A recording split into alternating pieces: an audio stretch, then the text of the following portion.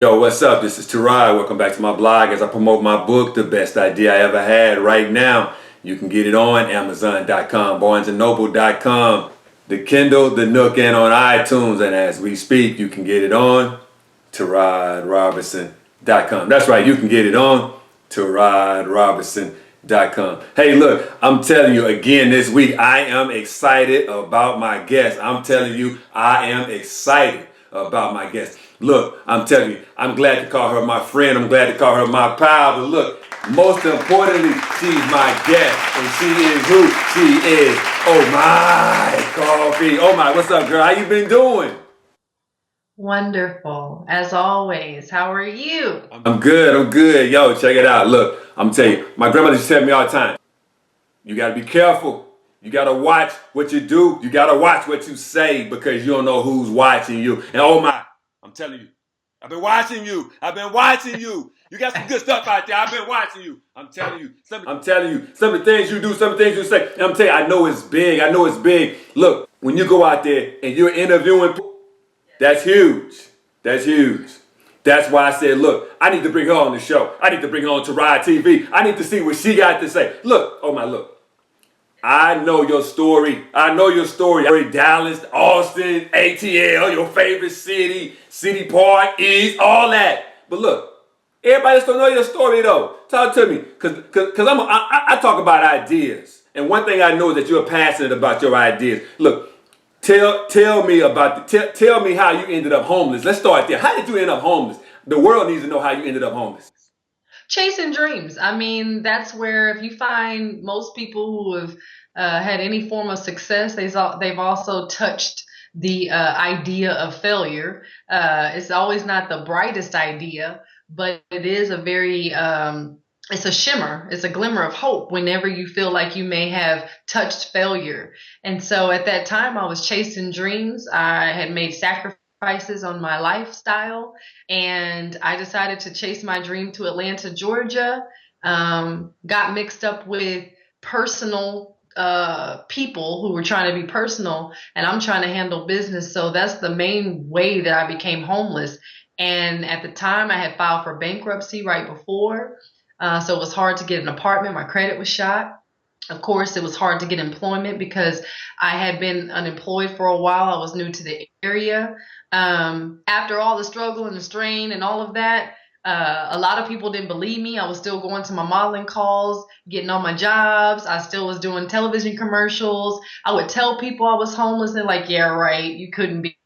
So some of it came from people just didn't believe it. Some of it came from me just being tired of having to ask people for help. Had no family.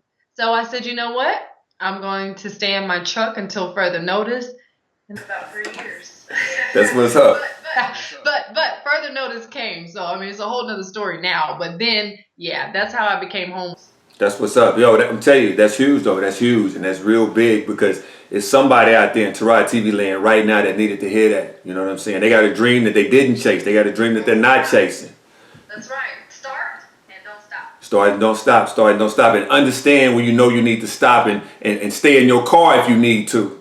Stay in your car if you need to. But that's what's up. That's what's real. I mean, and the journeys you made from Austin, you know what? Let me back up. Let me back up. You're from Austin. You're originally from Austin. ATL, Atlanta, Georgia. For those in the Southwest that don't know what ATL means, ATL is somewhere that you've described as somewhere you love, right? Oh, absolutely. Especially for African American people. I mean, you're not you're not necessarily not serious about business if you haven't been, but I will say if you are serious, it's a good place to go. Okay.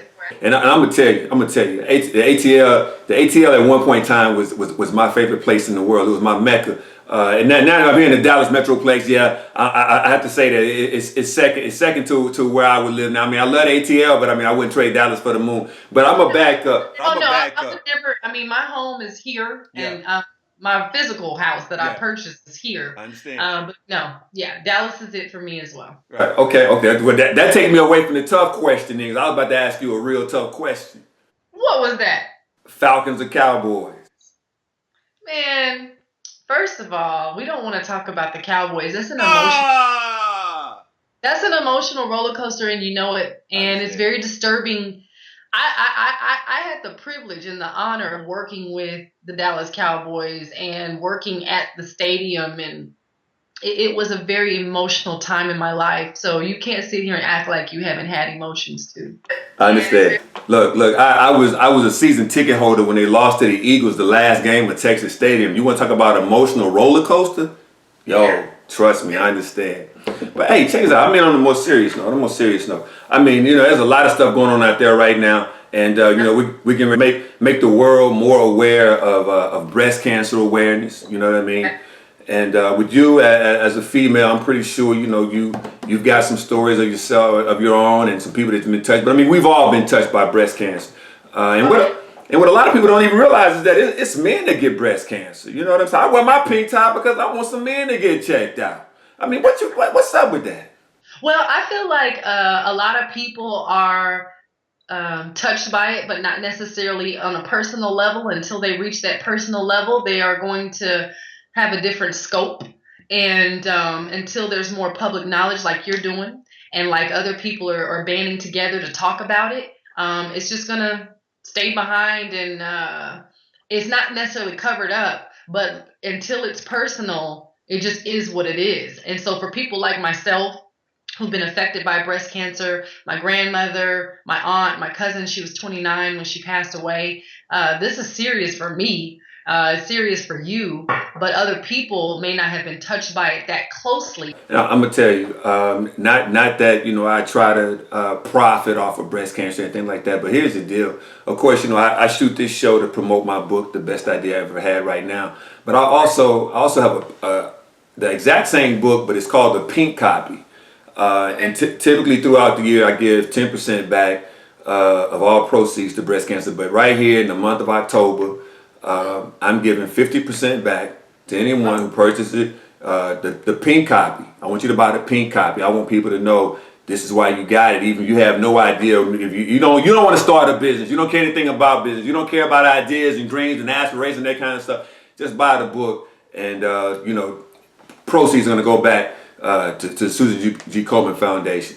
But that is what it is. But hey, That's awesome. I'm proud of you. oh, thank you. I mean, that's I big. applaud you. I would stand up, but then you couldn't see me. Oh, thank you. I mean, that's I big. applaud you see me. Right, exactly. As a matter of fact, I'm gonna tell you, I was checking out one of your videos when you was doing the shoot, and you did stand up in the middle of the shoot. I'm like, why is she standing up? And everybody looking at belly button. You trying to audition for something? I'm like, dude, you can't do that. You gotta sit back there. Can't nobody hear what you said. Then my man came back. He's like, yo, Are you talking about? Was it a blur? it was. I'm surprised you put it out there. It was a blur. I'm surprised you put it out there though. That was huge though. That was big though. I mean, because that was another learning moment. That was another teaching moment. Tearod, don't stand up when you got your video camera set in the tripod. Hey, I got you. That's what's up. But hey, tell me this though. Tell me this. What's up with that Mocha Monday? The Mocha Monday still going down? Well, Mocha Mondays is on hold, but Mocha Mondays is just it was a time for me to get something out there, to team up with somebody like yourself who's got great energy, who wanted to get the week started off properly, give an idea or two, and get people working on that idea for that week and coming back the next week and seeing what happened with it. Something short, quick, fast, and easy. So it's never gonna go away. It's just something that I put on hold so I could finish up a couple of book projects, because I cannot stand when people are out there motivating people and or trying to teach someone something that they don't have any products to do so with.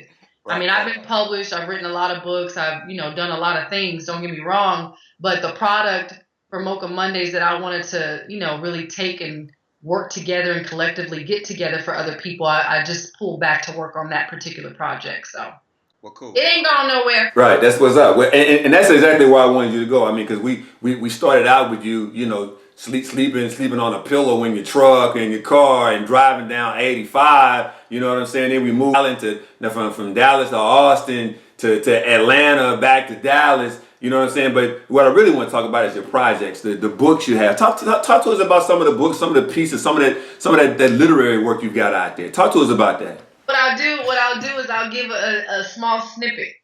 So it's for women, and I'm so excited about it. But honestly, to be quite honest with you, God didn't tell me to put it on hold, but I'm working on a project called Unlocking Unhappiness right now, and it's very major for me. This is my personal testimony, and I'm talking about real personal.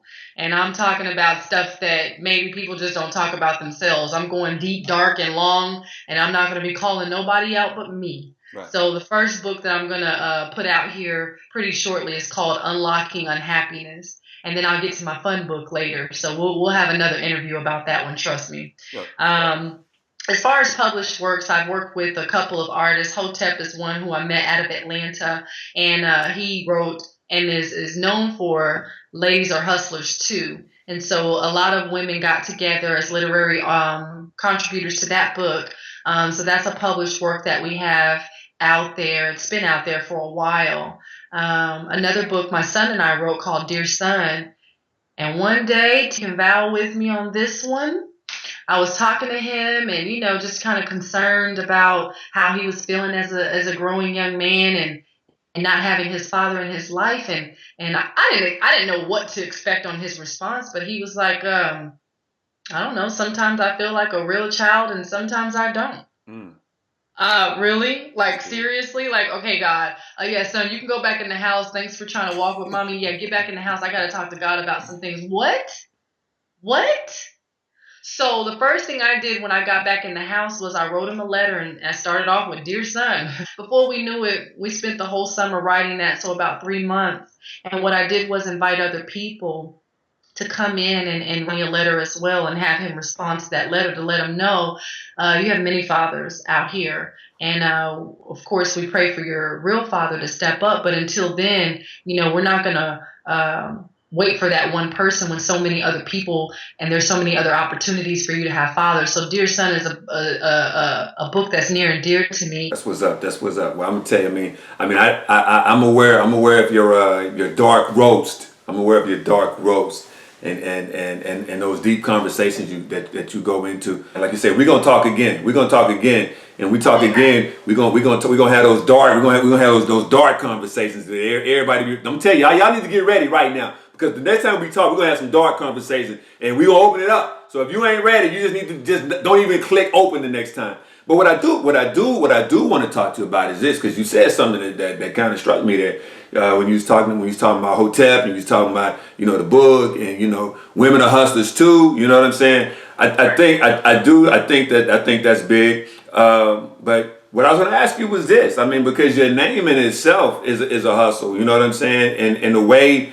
Not necessarily the name is a hustle, but there are companies out there that they catch hold to your name and they're gonna try to run away with it. Have you thought about putting Omai Kofi? You thought about trademarking that name? That's a big name out there. Everybody's drinking coffee. You thought about trademarking that name?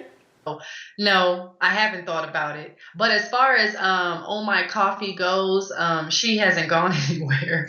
So I guess I could. Maybe this is one of those ideas that the great Tearod is presenting to me, and I should. It's still a part of me. So yeah, I hadn't thought about trademarking it, to be honest with you. Oh, dude, I'm gonna tell you. Not that I'm trying to get paid off anything, but I'm gonna tell you. I think that's huge. I'm not gonna. I'll give you the percentage. I understand where ideas come. I respect. Yeah. Look into that. And if you need any help. Just give me a holler. You know what I'm saying? I'm gonna holler at you, all right. Yeah. I think, and hey, this show here, it's not going to be aired till about the second or third week of October. So won't nobody even catch wind of this yet. You see, you got time to get the application in and have everything moving. I'm gonna capitalize. I'm gonna maximize. Yeah. That's what's up. Well, shoot, Omai, hey, it's been real. I know you got other things going on. You know what I'm saying? You got a life to live, and you ain't got time to be playing on the camera all night, every night. But hey, check it out. I really do appreciate you coming on to Ride TV. Good luck out there. And, if you need things, give me a holler. I promise you, I'll keep you posted. All right, have a good night. Thanks. Good night.